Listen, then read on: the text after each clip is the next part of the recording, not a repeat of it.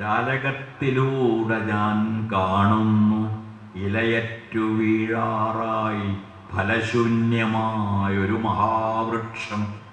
ഉള്ളപ്പോൾ ദാനം ചെയ്തു പൂക്കളും പഴങ്ങളും സർവർക്കും വെറും പൊള്ളപ്പാഴ്ത്തടിയിലേ ബാക്കി. 80ാം പിറന്നാളിൽ സ്വന്തം മാനിഫെസ്റ്റോ പ്രസിദ്ധപ്പെടുത്തി കെ സച്ചിദാനന്ദൻ.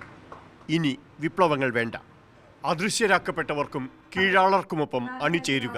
ആത്യന്തികമായിട്ടുള്ള മറ്റൊരു രാഷ്ട്രീയ നിലപാട് ജനാധിപത്യമല്ലാതെ നമുക്ക് വഴിയില്ല എന്നതാണ്.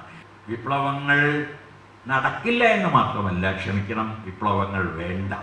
ഒരു തരത്തിലുള്ള സമഗ്രാധിപത്യം ഏത് പാർട്ടിയുടെ ആയാലും അനുവദിക്കാതിരിക്കുക എന്നത് നമ്മുടെ മാനുഷിക ധർമ്മമാണ്. എല്ലാ തരം ന്യൂനപക്ഷങ്ങളുടെയും പ്രാതിനിധ്യത്തിന് വേണ്ടി ഞാൻ സംസാരിച്ചുകൊണ്ടേയിരിക്കും.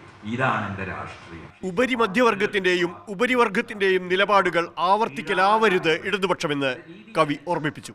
പാർട്ടി ആയതുകൊണ്ട് ഒരാളും ഇടതുപക്ഷവും വലതുപക്ഷവും ആവുന്നില്ല.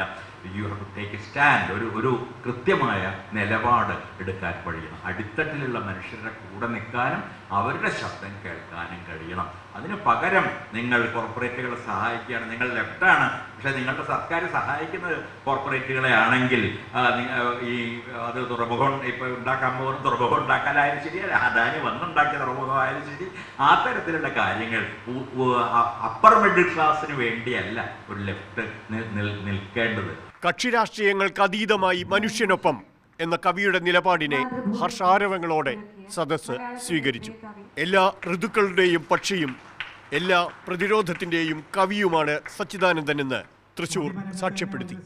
മലയാളത്തിന്റെ പ്രിയ എഴുത്തുകാർ മാതൃഭൂമിക്കൊപ്പം കവിഗുരുവിന് ആദരമേകി. സച്ചിദാനന്ദന്റെ 3 പുതിയ പുസ്തകങ്ങളും ചടങ്ങിൽ പ്രകാശനം ചെയ്തു. പനകമ്പതൻ നദി അരികിലൊഴുകുന്നു, മനുജർ വരും മുമ്പേയുള്ളവർ ഇവരെല്ലാം. കറങ്ങാം മനുഷ്യനില്ലാതെയും മഹാഗോളം, നിലനിന്നേക്കാം ഭൂമിയില്ലാതെ പ്രപഞ്ചവും, അതിലാരാവാം മർത്യൻ. മാതൃഭൂമി ന്യൂസ്, തൃശൂർ.